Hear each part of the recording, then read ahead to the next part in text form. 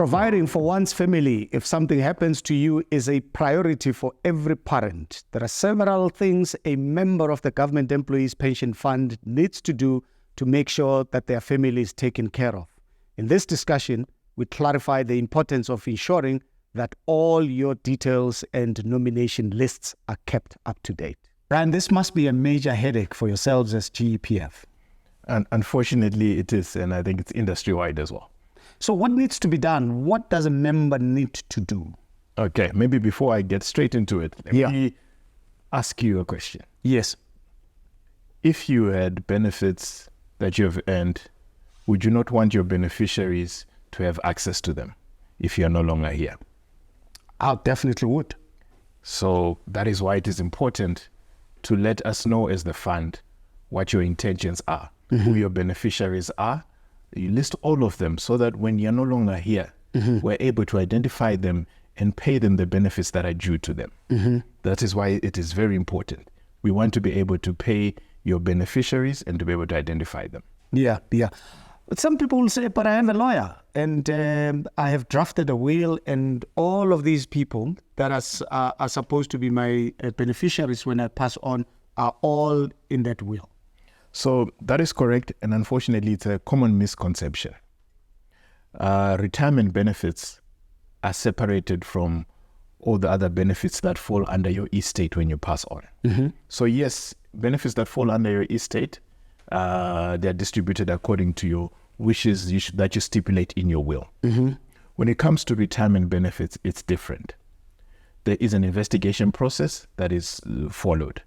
And what aids that investigation process is a nomination form which lists your beneficiaries.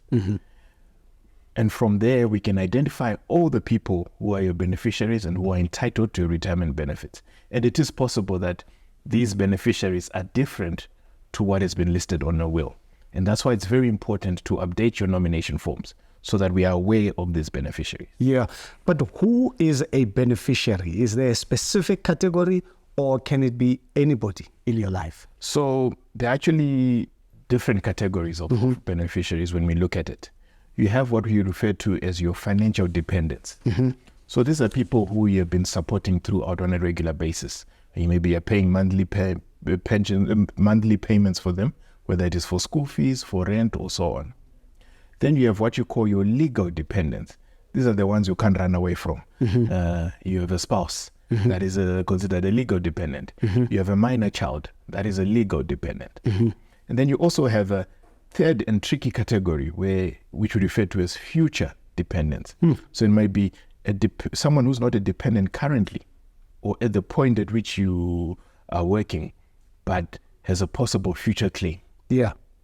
So those are three different types of so within these three different categories, are there any specifics? For instance, what a legal dependent is entitled to, what a financial dependent is entitled to, and a future dependent is entitled to.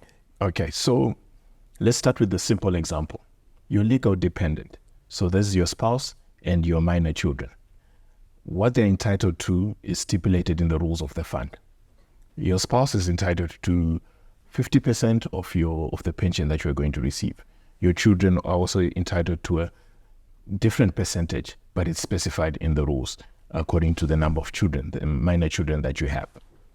Now, when we move on to the more difficult categories, when we look at your financial dependence, it's not an automatic decision to say that they're going to get 5% or 10%. Whatever is going to be distributed to them is going to look at several factors. There'll be an investigation that is done by the trustees and the administrator. They'll look at what has already been distributed from your estate. They'll look at the level of dependency. So it is possible that different dependents will get different levels of your pension benefit. Someone who is younger and is going to be and was expected to be dependent on you for a longer period is likely to get a higher allocation of your pension benefits. Whereas someone who maybe was going to start working in a few years' time, or someone who was already in the process of looking for work, they'll only be expected to be dependent over a short period and hence would receive a smaller portion of your retirement savings as an allocation.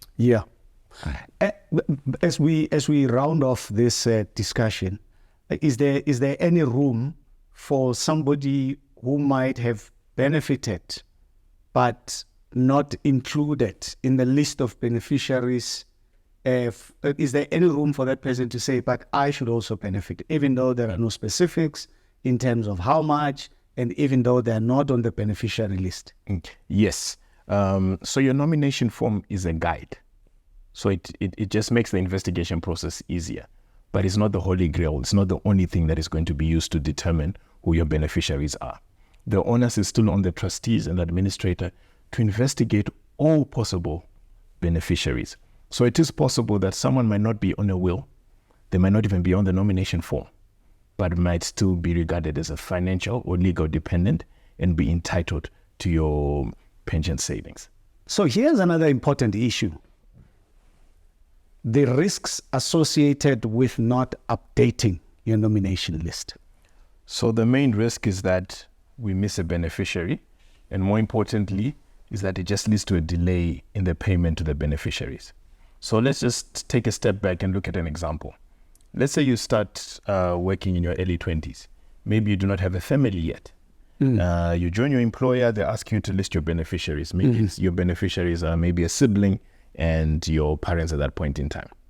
Now, several years later, you're now married, you have a family, you've got children, you've got other dependents, but you have not updated your nomination form.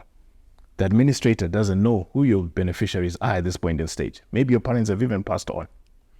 So what then happens is, unfortunately, a member passes on. We look at the nomination form.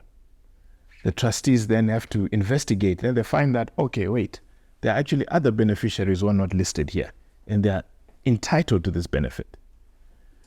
And it then overrules what was written in your nomination form. And if you think about it, an investigation is not something that will be done in a day. It could take several weeks. So it would have led to a delay in a payment to your beneficiaries. And I think you would agree with me that what you want is for your beneficiaries to be paid on time or as quickly as possible. So by constantly updating your nomination form and keeping the fund up to date of who all your beneficiaries are, it just makes it easier and for the fund to pay your beneficiaries in time without delays and without extensive investigation. And I suppose you do it every year and it doesn't take more than 5 minutes. Exactly. You can update anytime you have a life-changing event, anytime you have a new beneficiary.